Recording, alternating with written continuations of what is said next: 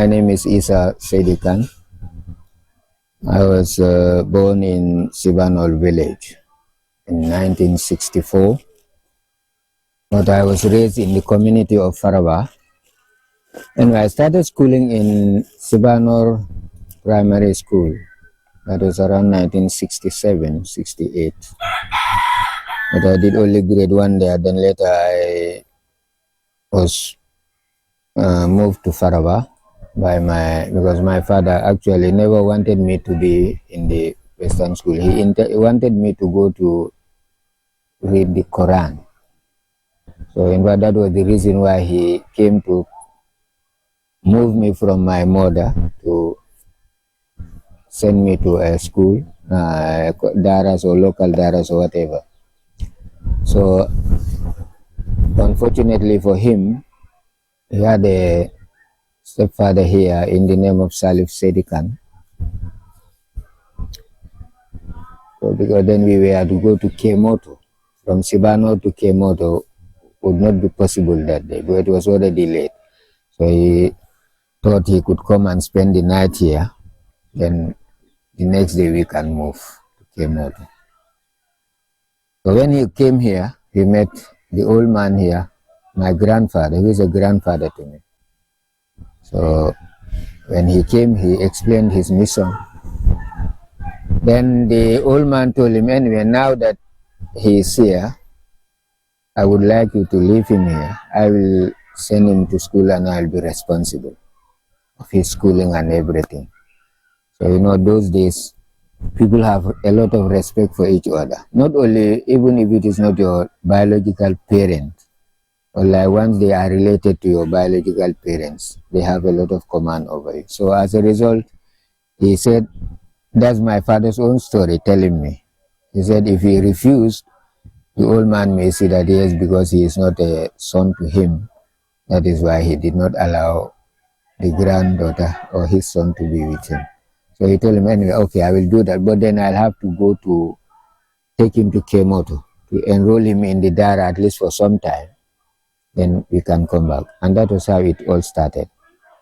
So I left Faraba, we went to Kemoto maybe for 3 months. Actually, I can't remember how long I was there.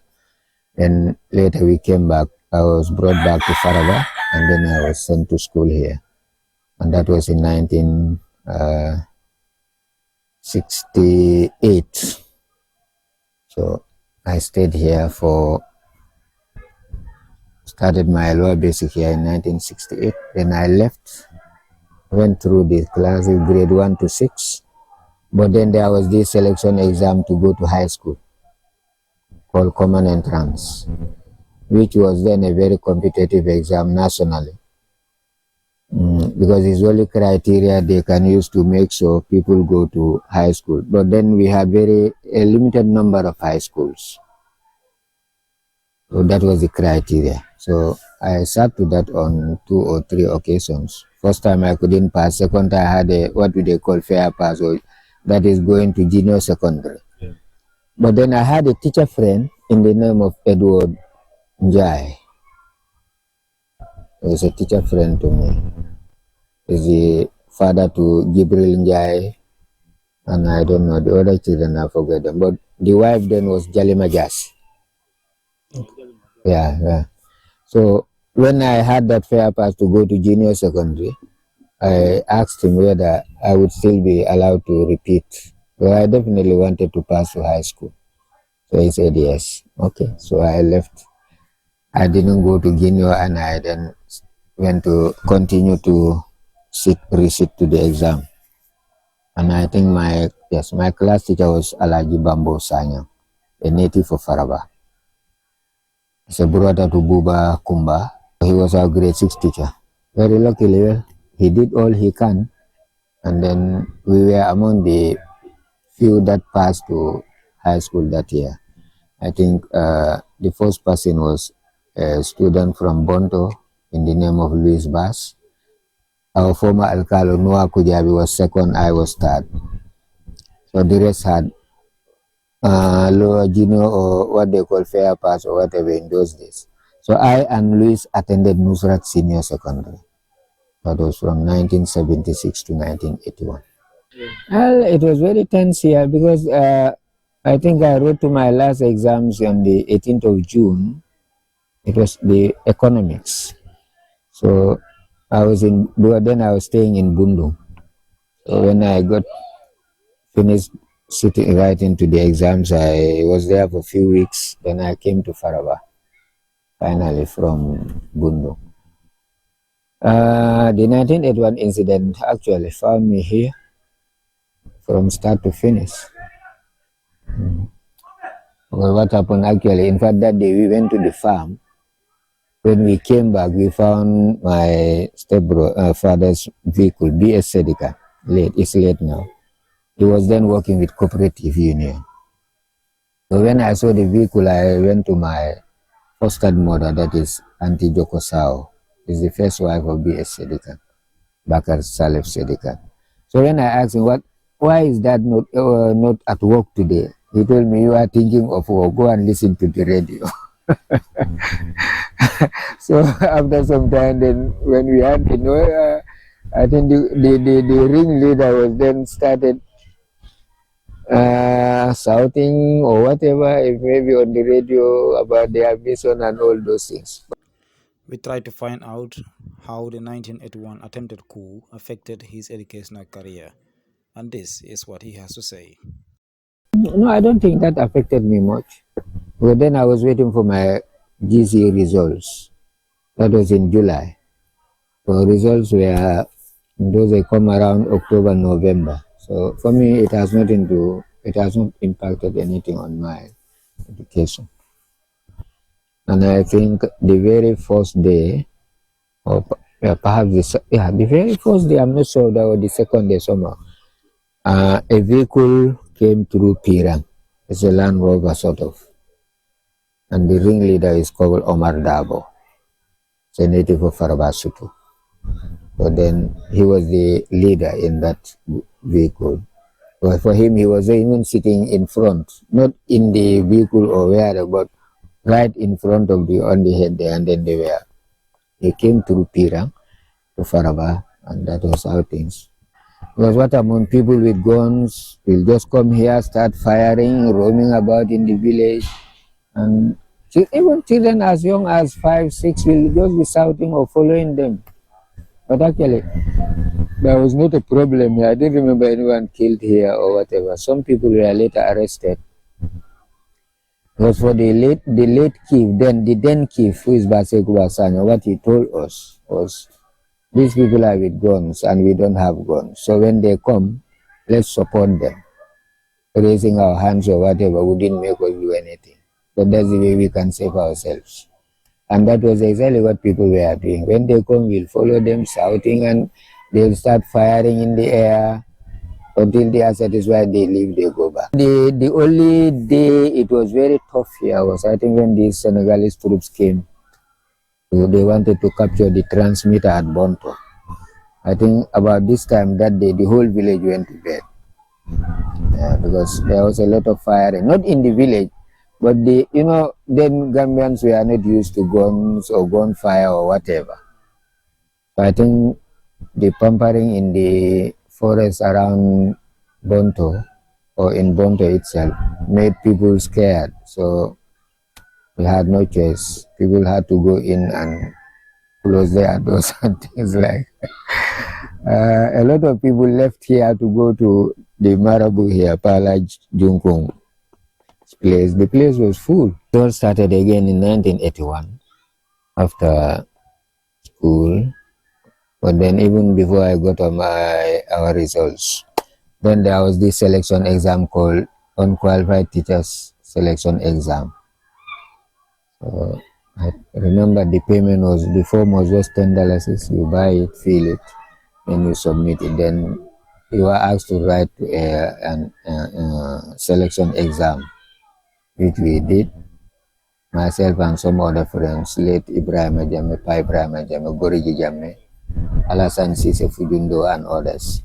So we all did and we passed. Then we were, because of that coup, the pre-service course was curtailed to 2 weeks only instead of 1 month or whatever. But then there was this state of emergency and other things. So we did that course also, pre-service.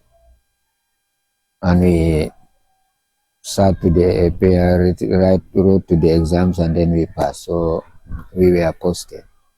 My first place of posting is Sinchu Njabo, which is in Saba. I had a very bitter experience the first night. Because for me then, I've never gone beyond Biam when it comes to traveling in the provinces. So we got late because the vehicle that was given to transport teachers somehow had a problem at the other side of the other Bambatenda, I think. That's the one around Soma, Ginoy. So they couldn't cross because then the ferry closes at 6 o'clock. So for us as beginners, we don't know anyone there. We had to sleep in the truck at the terminal there. I can still remember myself, another teacher in the name of Mr. Idris Ajasi. He's also seasoned teacher. He's gone to retirement also. And one Alaji Cham in Sukuta. But he was a footballer also. I think his football name was Dallas. So we had no place to go, so we had to spend the night around the terminal with the apprentice on for the vehicle. So the following morning we crossed to Farafenye, where we picked some of our teachers. Headmasters were then and the like. Sinchu Njabo was my first school, but the school is located in a very small community. I think there was this political problem. Communities all want the school to be established in their village. And then, politicians had some influence. They wouldn't want to offend communities by such. So they said, it was located between the communities. Yeah. But then it was very near to Njabo. I think that's how the name Sinchu Njabo came in. So I was in Njabo for 3 years, 1981 up to 1984 academic year. Then I wrote to the selection exam to the college. In fact, 1983 I sat to the exams, I passed, but communication was not like it is this now. In fact, the results were out, I was there, I didn't even know until it was late for me. When I heard that the results out, when I came, in fact, I was late because the interviews closed. For example, yesterday I came this morning.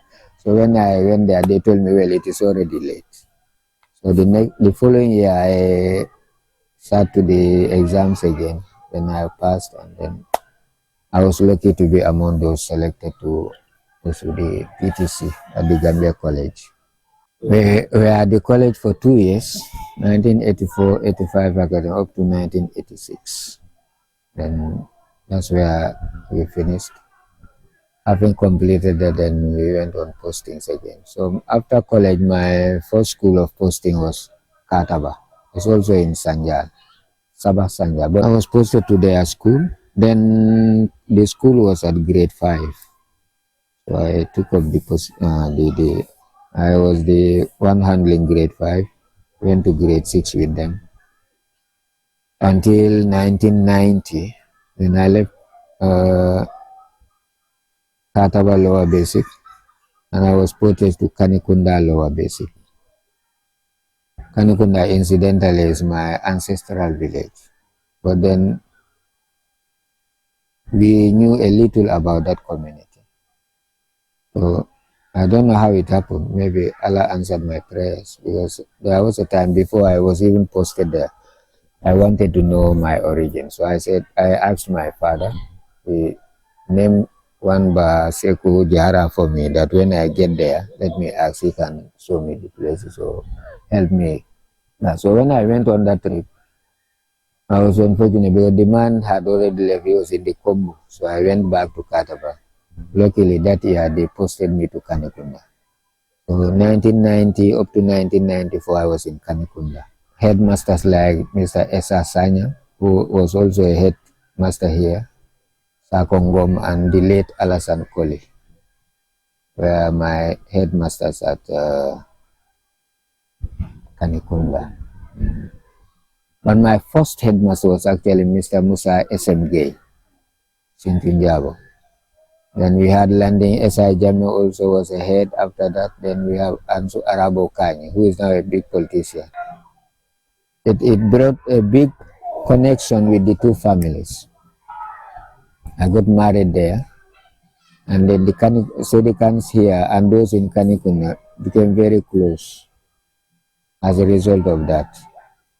So, Kanikunda, 1994, just after the overthrow of the Jarra government, I was posted to Essau lower basic. I stayed at Essau as a class teacher, garden master, and things like that. That is in my first week or two or first month somewhere I was posted to grade 2. Later I was moved to grade 6 to teach them SES. So I will remain in those areas until later day. I was also somehow, that's an internal arrangement. I was given the responsibility to be supervising grade 5s and things like that, but I was also a classroom teacher in grade 6. 2000, I was moved from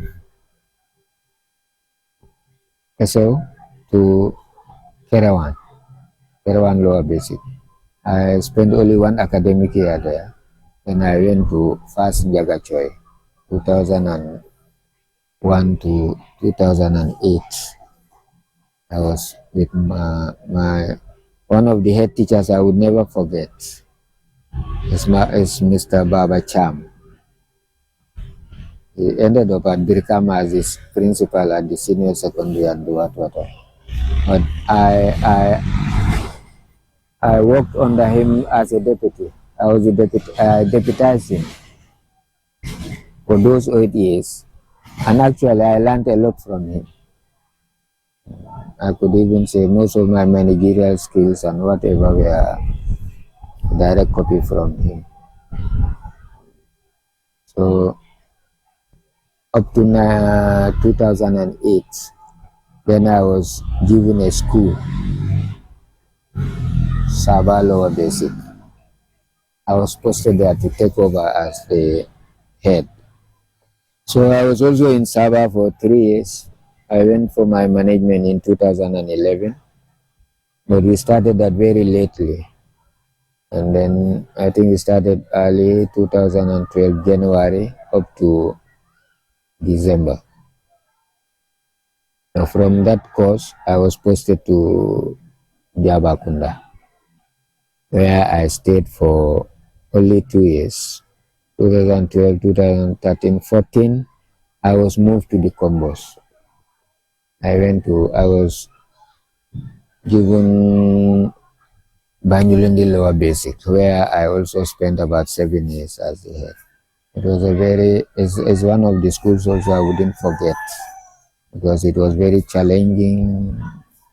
The teacher setup was some are 50-50. Yeah. Challenges were there, some are very stubborn, things like that. But then I was able to do my best. So I had the support of the SFC chairman in the name of Mr. Lamin Nafulo Jaju. But that's the name if you want to see him in Banjul. If you say Nafulo, you see him, Lamin Jaju. He was a retired head teacher, but then was the SMC chairman also for the lower basic, and he's a contract teacher on the ground also. I learned a lot from that man also. He's late now, and may the Almighty Allah grant him Jannatul Firdaus. He guided me a lot, and I worked with him very cordially.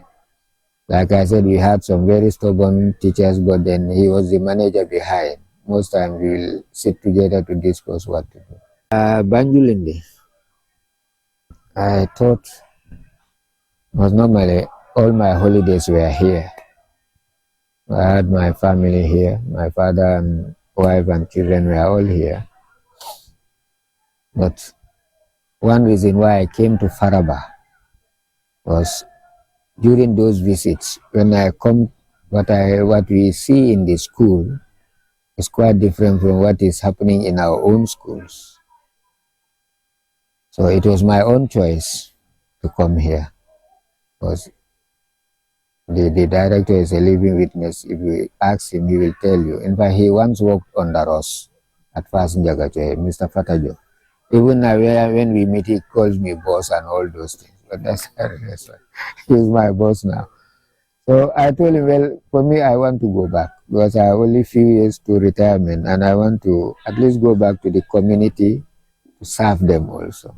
But actually, the reason for coming is how the school was being managed was not to my satisfaction. I think a lot of things were not in place.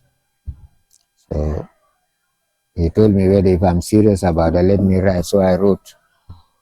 Then I was granted permission to come, and I was posted here. Okay, it also happened that coincidentally, LPO, I mean, P. Sanyang is also a long-time teacher at Kunda. Although we never discussed it, that we should come back. Actually, honestly, Allah is our witness. But I don't know what happened. He also opted to come. So, coincidentally, we all met here, and our head principal then was Mr. Lamin Sani. Was the principal we worked with. And I think we have done our part. The school somehow is now, I'm not sure if it would be a proper say to say, is more stabilized now than those days. And because even the teacher relationship with their head in those days was a bit different from when we came. I think there was a very cordial working relationship between us and the headmaster, Mr. Sane, and the teachers generally. So we started doing what we think should. As Mr. Sane also, I will definitely, we owe him a lot. He hardly take any decisions without consulting us. Or even if he'll be fine, but he'll sound our opinion and we give him our advice. And I think most times he would go by what we say.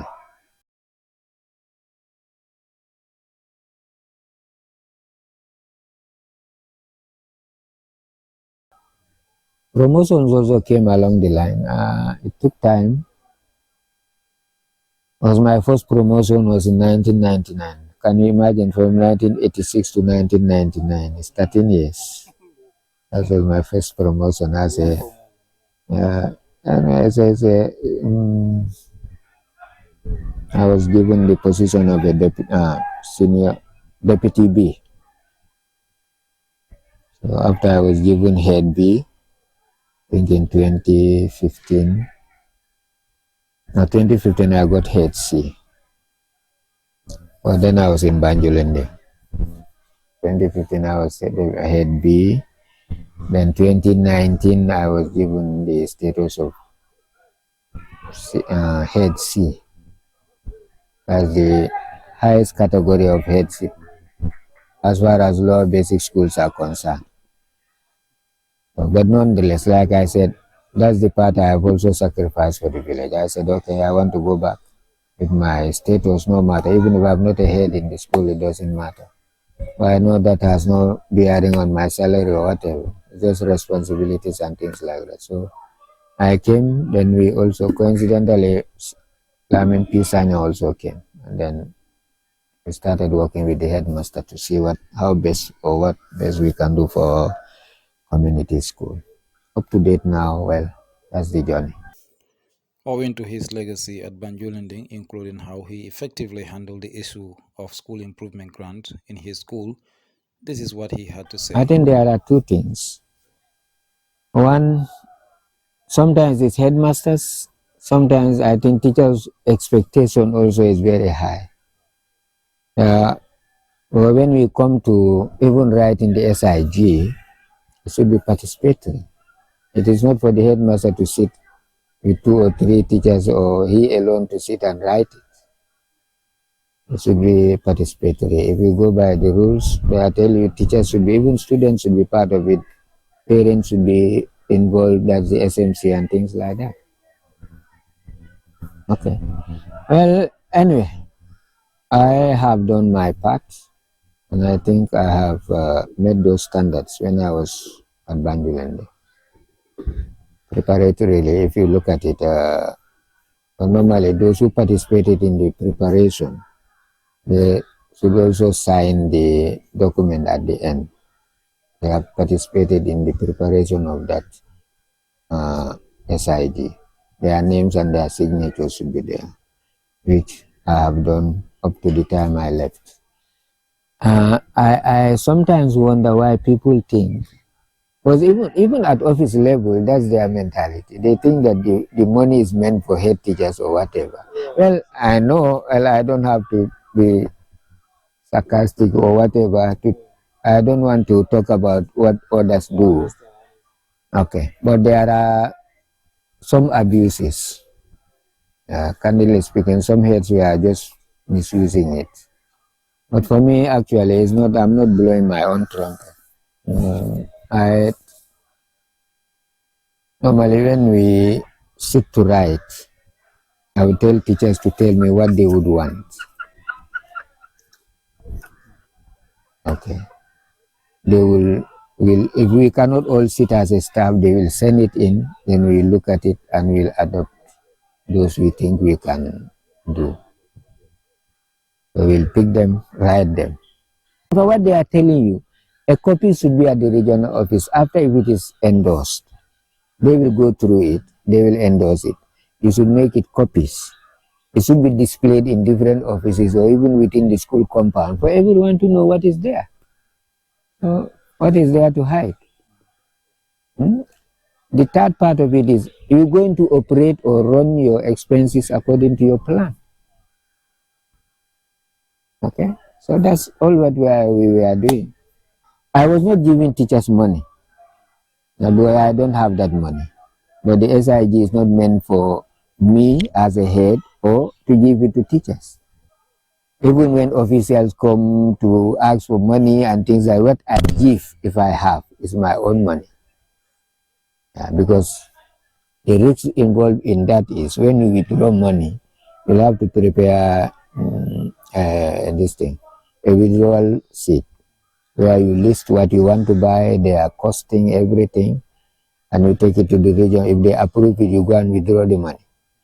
And when you spend also, you must tender receipts for your expenses, and that should tally with what you have withdrawn.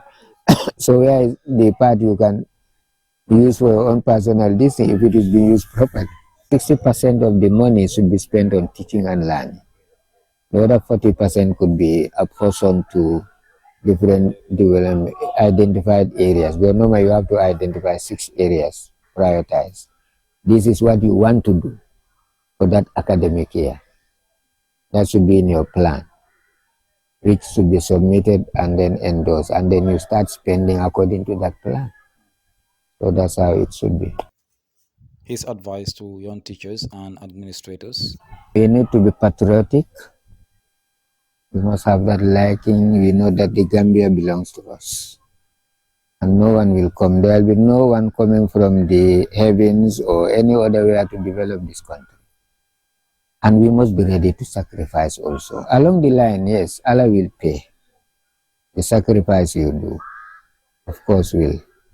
But then we must have that patriotic mentality. Wherever you are, work not for your... Of course, we all expect something. Okay? Like if I tell you, some of the sacrifice, like these studies issues. Me, in fact, all my career I've been conducting studies free. Right from grade 5, 6 in Kartaba, coming to Kani. In fact, I started getting studies is when I was in Kani, $10 is something like that. But then we were conducting and we were getting good results. Yeah, we are getting, like if I tell you some of my students where they are now, they are very far.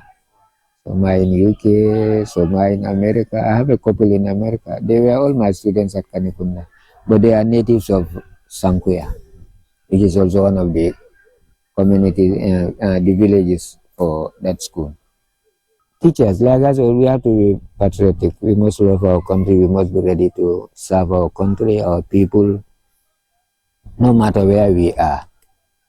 And I think if we don't occupy our a lot of 70 to 90% schools in the Gambia, if the teachers there are not Gambians, we'll still have a problem. And that's candidly speaking. Gambians must like to be teachers for them to teach. Now the money is important, but it's not everything. Money is very important. We all need it, but it's not everything. The sacrifice you do today, like the saying goes, the evil that men do, live after them.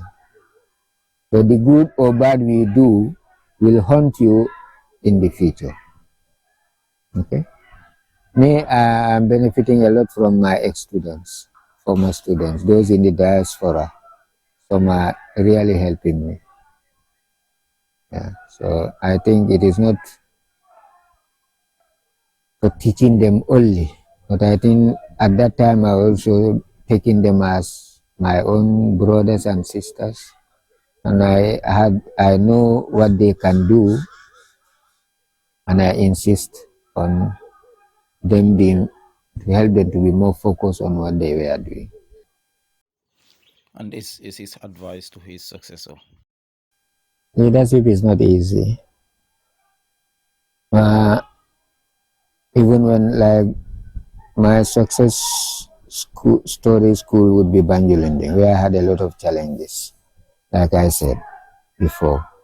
But then, as a leadership has some qualities, and you cannot be applying only one.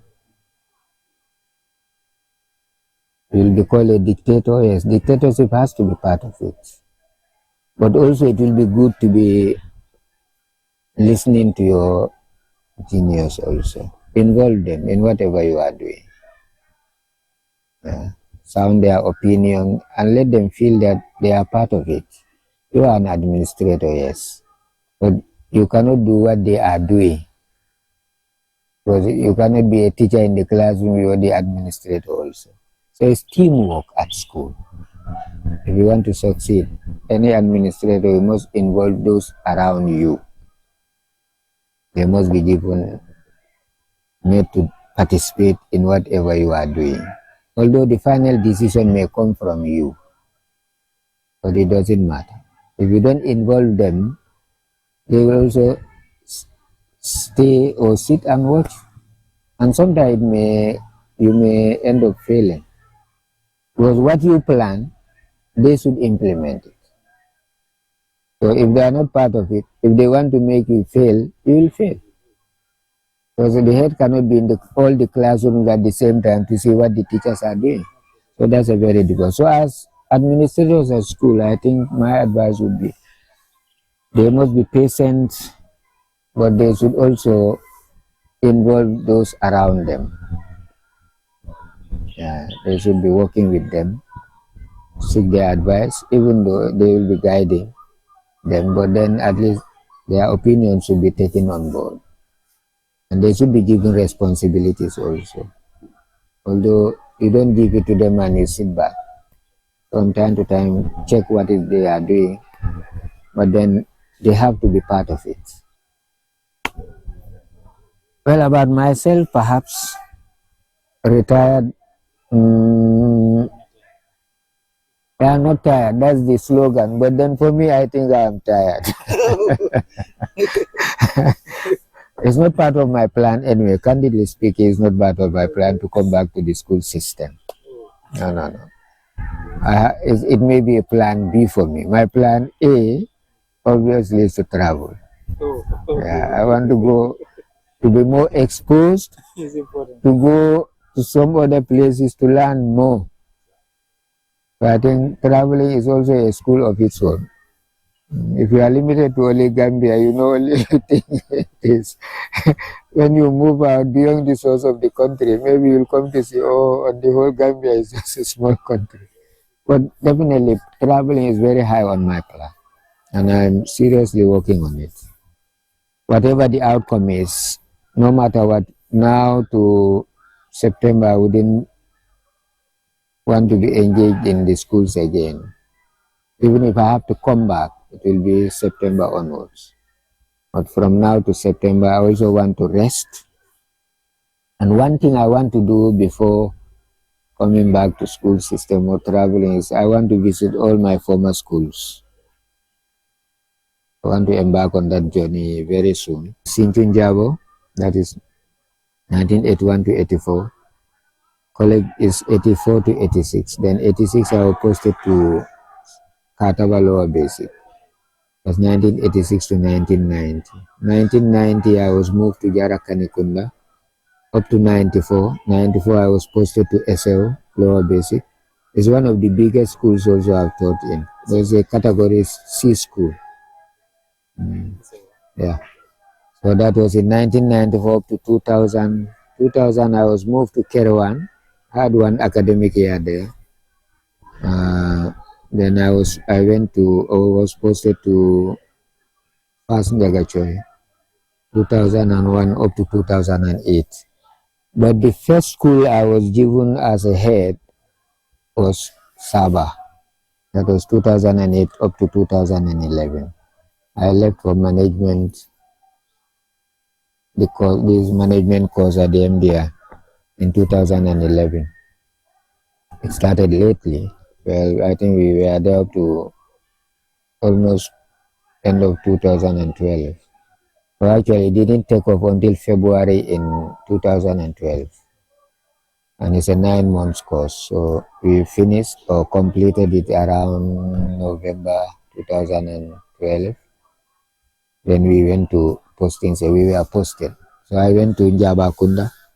I was in Njaba Kunda from 2012, 2014. Then I came to Banjulinding, which school is another school I wouldn't forget. Because I think I've learned a lot from there, but I've also applied a lot of my managerial skills and experience in that school to handle the school. We were very good. The teaching staff, actually the students, there were some of the competitions we participated in at Banjulinding. We won a lot of trophies, especially this spelling bee thing and things like that.